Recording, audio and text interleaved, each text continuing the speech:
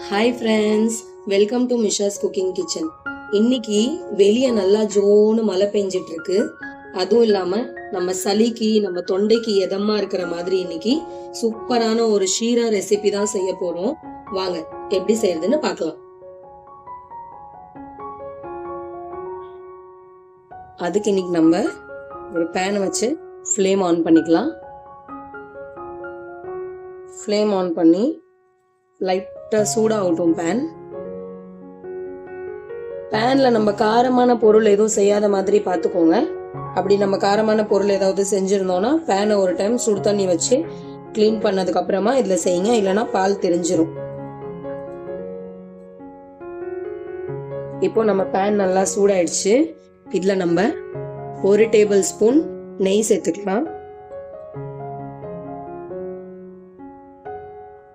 நெய் நம்மளது மெல்ட் ஆனதுக்கு அப்புறம் நம்ம எந்த ஸ்பூனால நெய் சேர்க்கிறோமோ அதே ஸ்பூனால 1 டேபிள் ஸ்பூன் கடலை மாவு சேர்த்துக்கலாம். இந்த கடலை மாவு சேர்த்து இதை நல்லா நெய்யோட சேர்த்து மிக்ஸ் ஆகி நல்லா ஃப்ரை பண்ணணும். இப்போ நம்ம ஃப்ளேமை மீடியம்ல வச்சுக்கலாம். மீடியம் இல்லைன்னா லோல வச்சுக்கோங்க. இப்போ இந்த நெய்யில நல்லா இது மெல்ட் ஆகி ஃபுல்லா நம்ம கலர் மாறி வர வரைக்கும் நல்லா இதை வறுத்து எடுத்துக்கணும்.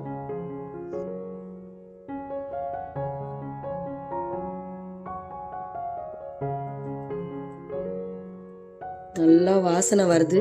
இந்த கடலை மாவும் நெய்யும் சேர்ந்து இப்படி வறுபடும் போது நம்ம கடலை மாவுல இருந்து லட்டு செய்வோம் இல்லையா, பேசன் லட்டு, அதே மாதிரி நல்லா வாசனை வருது. இதுல இப்ப நம்ம நெய் கொஞ்சம் கம்மியாயிடுச்சு, மாவு கொஞ்சம் அதிகமாயிடுச்சு. அதனால கொஞ்சமா இதுல நெய் சேர்த்துக்கலாம். நெய் சேர்த்து இப்போ இதை நல்லா நம்ம ஃப்ரை பண்ணலாம். இந்த பதத்துக்கு இருக்கணும். இது மாவு கட்டி முட்டியா இல்லாம ஃபுல்லா இதுல கரைஞ்சு அப்படியே ஒரு கெட்டி பதத்துக்கு இருக்கிற மாதிரி நெய்யும் கடலை மாவும் கரெக்டா ஈக்குவலா சேர்த்துக்கோங்க. இப்ப இது மஞ்சையா இருக்கா, ஓரளவுக்கு நல்லா கொஞ்சம் கலர் மாறி வரணும். இது கைவிடாம நல்லா இதே போல இதை கிண்டி இது ஃபுல்லா கலர் மாறினதுக்கு அப்புறமா நம்ம அடுத்த ப்ராசஸ்க்கு போலாம்.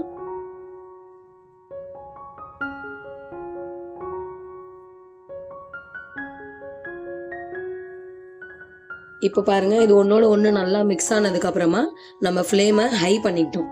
நம்ம பாத்திரத்துல செய்யற மாதிரி இருந்தா ஃப்ளேமை லோலியே வச்சு செய்யுங்க. நம்ம பேன்ல செய்யறதால இது நம்மளுக்கு அடி பிடிக்காம ஒட்டாம வரும். அதனால நான் ஃப்ளேம் ஹை பண்ணிக்கிட்டேன். இப்ப பாருங்க, இது கொஞ்சம் கொஞ்சமா நல்லா கலர் மாறி வந்துட்டு இருக்கு.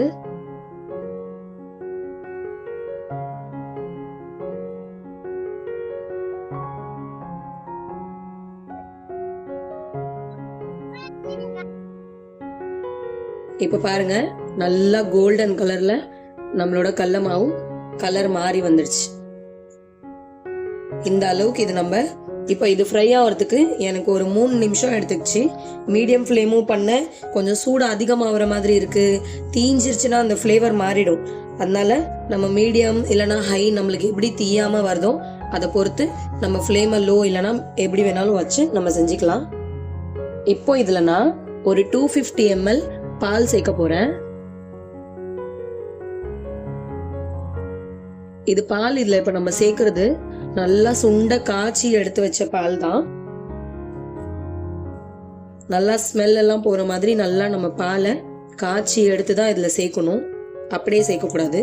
இது நான் ஏற்கனவே காய்ச்சி ஆற வச்சு ரூம் டெம்பரேச்சர்ல எடுத்து வச்சிருந்தேன். இப்ப இது பால் இந்த கடலை மாவோட சேர்ந்து நல்லா மிக்ஸ் ஆகி வரட்டும்.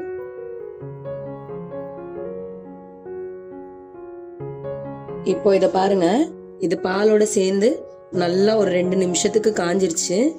நல்லா பாலோட சேர்ந்து காயும் போது இதோட பதம் அப்படியே கெட்டியாயிடும். இந்த பதத்துக்கு இப்போ நம்ம ஃப்ளேமை லோ பண்ணிட்டு ஒரு 2 ஏலக்காவை நான் நுணுக்கி எடுத்து வச்சிருக்கேன். அந்த பவுடர் நம்ம இதுல சேர்த்துக்கலாம். இது கூடவே நம்ம கொஞ்சமா மஞ்சத்தூள் சேர்த்துக்கலாம். ஒரு சிட்டிகை மஞ்சத்தூள், ஒரு 1/4 ஸ்பூன் மிளகுத்தூள் இதில் நம்ம சேர்த்துக்கலாம். உங்ககிட்ட சுக்கு இருந்ததுன்னா அதோட பவுடரையும் நீங்கள் சேர்த்துக்கலாம். ஆனால் என்கிட்ட இல்லை, அதனால நான் சேர்க்கல. இப்போ இது எல்லாத்தையுமே நம்ம நல்லா மிக்ஸ் பண்ணிக்கலாம்.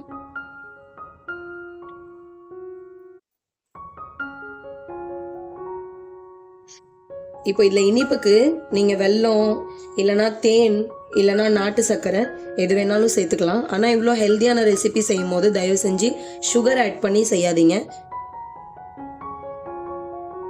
இதில் இப்போ நான் இதுக்கு இனிப்புக்கு தேவையான அளவு வெல்லம் சேர்த்துக்கிறேன். இன்னைக்கு நான் நாட்டு வெல்லம் தான் சேர்க்குறேன். இது இப்போ வெல்லம் நல்லா நம்மளுக்கு கரைஞ்சி வரட்டும்.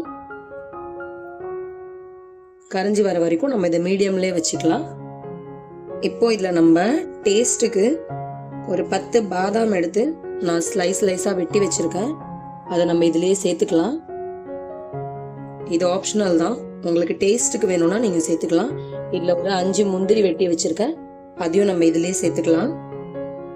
ஒரு ஈவினிங் நேரத்தில் டீ குடிக்கிறதுக்கு பதிலாக நம்மளுக்கு சளி பிடிச்சிருக்கு, இல்லைனா இரும்பல், இல்லைனா நம்மளுக்கு தொண்டையில் லைட்டாக வலிக்கிற மாதிரி இருக்கும், இந்த ஜில்லு ஜில்லுன்னு மழை பெய்கிற காலத்தில், அந்த டைமில் நம்ம ஈவினிங் நேரத்தில் இந்த மாதிரி செஞ்சு குடித்தோன்னா நம்ம தொண்டைக்கு அவ்வளோ இதமாகவும் இருக்கும், ப்ளஸ் செம்ம டேஸ்ட்டாகவும் இருக்கும், வேறு லெவலில் இருக்கும். இது நம்ம செஞ்சு குடிக்கும் போது கண்டிப்பாக நீங்கள் செஞ்சு ட்ரை பண்ணுங்கள் இந்த ரெசிபியை.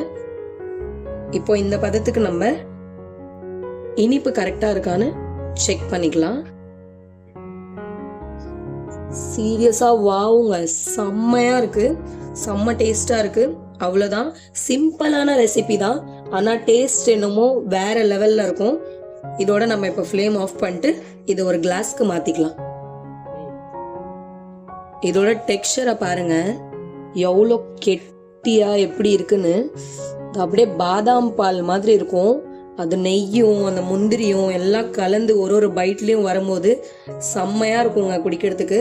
கண்டிப்பாக செஞ்சு ட்ரை பண்ணுங்க. இப்போ இதில் நம்ம கொஞ்சமாக மேலே அப்படியே பாதாம் தூவிட்டு ஒரு 1/4 ஸ்பூன் நெய் இது மேலே அப்படி நம்ம ஊற்றிக்கலாம். அவ்வளோதான், சூப்பர் டேஸ்டியாக நம்மளோட ஷீரா ரெடி ஆயிடுச்சு. நீங்களும் இதே மாதிரி செஞ்சு உங்கள் வீட்டில் ட்ரை பண்ணி பாருங்கள். மறக்காமல் எப்படி இருந்ததுன்னு கமெண்ட்டில் சொல்லுங்கள். இந்த வீடியோ உங்களுக்கு பிடிச்சிருந்தா உங்கள் ஃப்ரெண்ட்ஸ் அண்ட் ஃபேமிலியோட இந்த வீடியோவை ஷேர் பண்ணிக்கோங்க. நம்ம மிஷாஸ் குக்கிங் கிச்சனை மறக்காமல் சப்ஸ்கிரைப் பண்ணிக்கோங்க. இதே மாதிரி ஒரு சிம்பிள் அண்ட் சூப்பர் ரெசிபியோட உங்களை நான் நாளைக்கு சந்திக்கிறேன்.